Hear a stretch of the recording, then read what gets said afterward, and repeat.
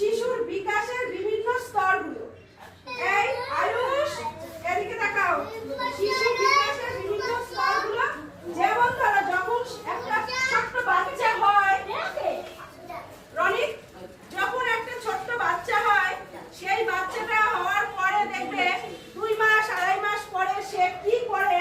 এই যে আমাদের এই কার্ডগুলোতে দেখবে সব মায়েরা খেয়াল করে দেখে না, এই কার্ডগুলোর এই পেছনে সব লেখা আছে 3 মাসে বাচ্চা কি করবে, 4 মাসে বাচ্চা কি করবে, কি করতে পারে। যে বাচ্চাটা করতে পারবে না তখন বুঝতে হবে তার একটা সমস্যা আছে। হাতে তুড়ি দিলে সে তুড়িটার দিকে চোখটা ঘুরাচ্ছে, এগুলো কিন্তু তার সে কানে শুনছে এবং তার চোখটা যে সঠিক আছে চোখটার জন্য ওটা কিন্তু পরীক্ষা মায়েরা করতে হয়। আর যখন একটু বড় হয় তখন সে কি বলবে, হামা দিতে শিখবে।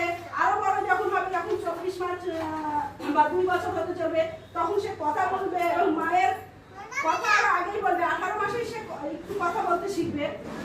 আর যখন 24 মাস হবে সব কিন্তু এই কার্ডের মধ্যে লেখা আছে।